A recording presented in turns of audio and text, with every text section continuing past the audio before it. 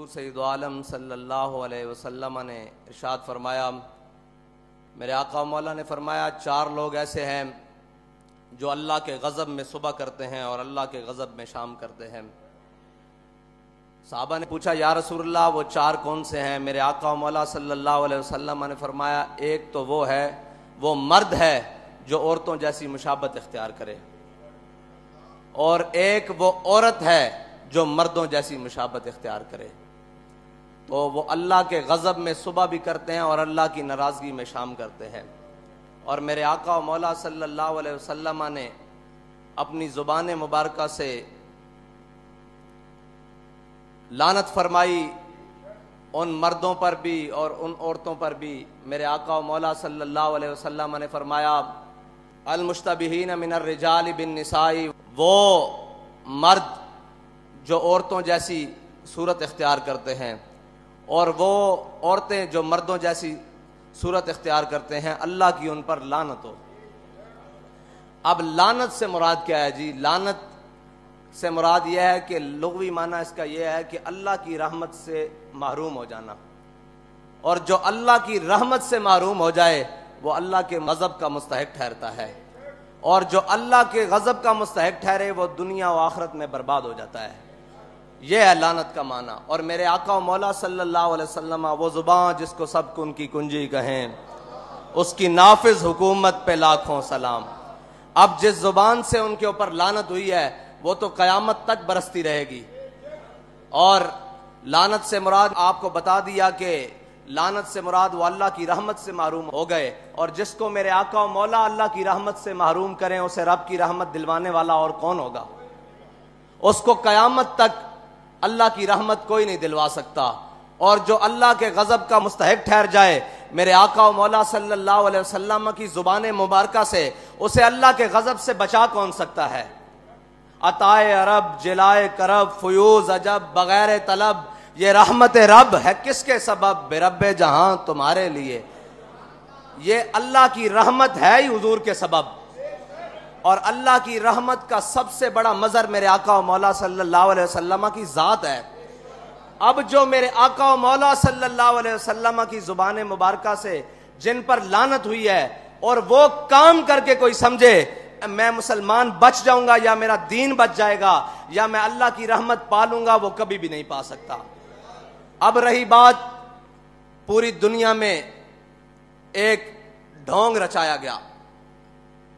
وہ سب سے پہلے حقوق نسواں پہ ڈھونگ رچایا گیا جی، عورتوں کے حقوق۔ پھر اس کے بعد رچایا گیا جی اقلیتوں کے حقوق۔ پھر اس کے بعد ٹرانسجینڈر کہہ رہے ہیں آج لوگ کہ جناب یہ بہت بڑا مسئلہ بن گیا ہوا ہے۔ بھائی حق وہ ہے جو میرے آقا و مولا صلی اللہ علیہ وسلم کی شریعت انسان کو بھی دیتی ہے، جانور کو بھی دیتی ہے، چوپایوں کو بھی دیتی ہے۔ حقوق ان کے وہی ہیں جو میرے آقا و مولا صلی اللہ علیہ وسلم فرما گئے، اور شریعت سے ہٹ کر کوئی حقوق دینے آئے گا تو پھر اس کا انجام یہی ہوگا کہ عورتوں کو حقوق دینے لگے تو بے حیائی بڑھ گئی۔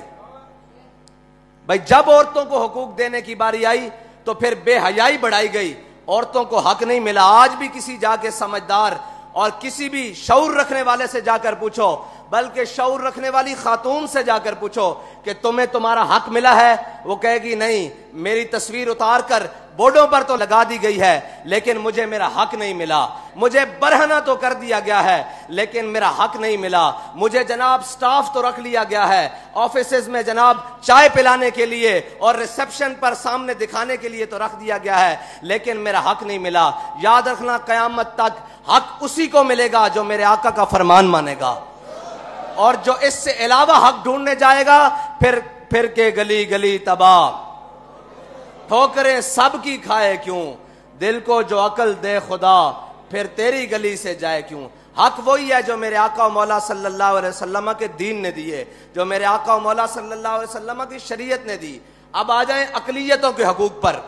جب اقلیتوں کے حقوق کی باری آئی تو صحابہ کرام کے قیادت میں ایک قلعہ جسے میرے آقا و مولا صلی اللہ علیہ وسلم کے غلاموں نے فتح کیا، اور وہ قلعہ جب فتح ہو گیا تو تھوڑی دیر بعد پیچھے سے لشکر کا پیغام آیا کہ یہ ہمیں قلعہ جو ہے نا جسے ہم قلعہ بولتے ہیں، یہ جو قلعہ ہے یہ اس کو دفاعی اعتبار سے چھوڑنا پڑے گا تھوڑی دیر کے لیے. ہم یہاں سے چھوڑ کر آگے جائیں گے فوجیں لے کر. تو وہ جو قلعہ تھا نا وہ عیسائیوں نے جنگ کر کے نہیں مسلمانوں کے حوالے کیا تھا، بلکہ انہوں نے رضاکارانہ طور پر جزیہ قبول کر کے اور کہا تھا ہم جزیہ دیں گے، آپ یہاں آ جائیں، اپنا نظام بنا لیں.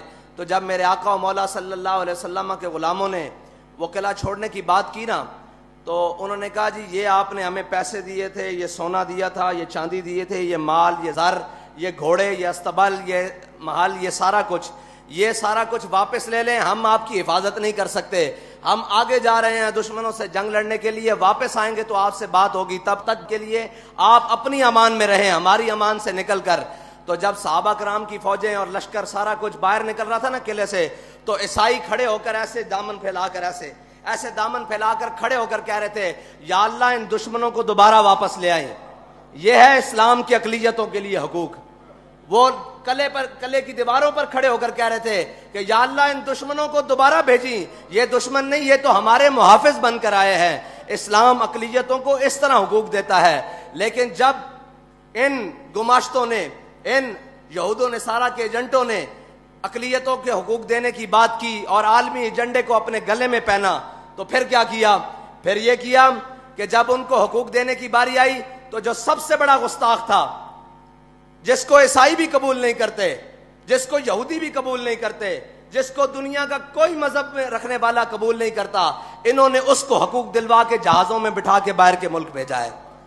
بھائی گستاخ کے لیے اقلیت ہے، یہاں اقلیتیں بس رہی ہیں، یہاں ہماری گلیوں میں، کوچوں میں صفائی، روڈوں پر صفائی، اقلیتیں بڑے بڑے کام کرتی ہیں، یہاں ہمارے دفتروں میں موجود ہیں، ہر کام کے لیے ہر جگہ موجود ہیں.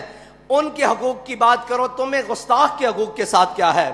اس کا مطلب ہے عالمی ایجنڈا یہ تھا کہ اقلیتوں کو کوئی مسئلہ نہیں، اقلیتوں کی آڑ میں گستاخان رسول کو چھڑوانے کا مقصد تھا. یہ ہے اقلیتوں کا حقوق. اب رہ گئی بات جناب ٹرانسجینڈر کو حقوق. ان کو حقوق دینے کا مسئلہ نہیں ہے، ان کی آڑ میں شریعت کے ساتھ ٹکرانے کا مسئلہ ہے. بھائی کائنات میں کسی کا بھی حق ہو، وہ میرا ذاتی حق کیوں نہ ہو، وہ کسی کا ذاتی حق کیوں نہ ہو، جب وہ شریعت سے ٹکرا جائے گا اس کا حق رہے گا ہی نہیں.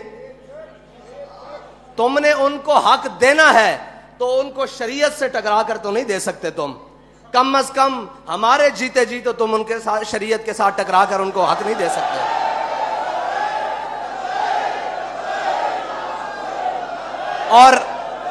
اور وہ حق رہا ہی نہیں جو شریعت سے ٹکرا جائے. اب تو وہ کفر بن گیا ہے جو شریعت سے ٹکرا کر ان کو حق دینے کی بات کرے.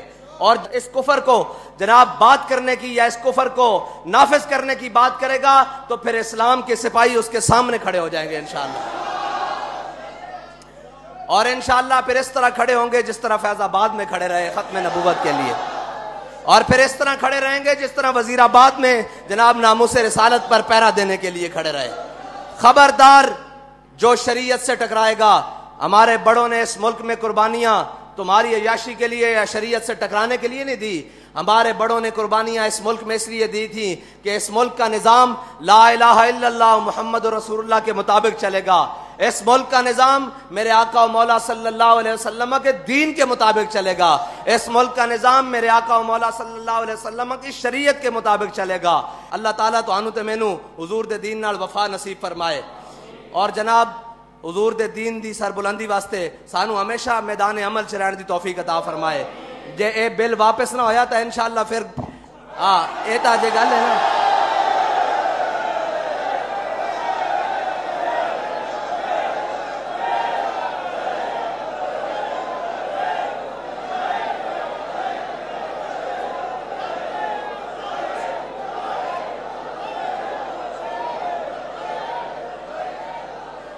تسی اس نو حقوق دین دا اور بھی مطلب ہے شریعت نال ٹکرا کے دینے. شریعت نال ٹکران تو پہلے تو ساڈے نال ٹکرانا پے گا. جدو اسی مک گئے پھر تہاڈا جو مرضی دل کرے.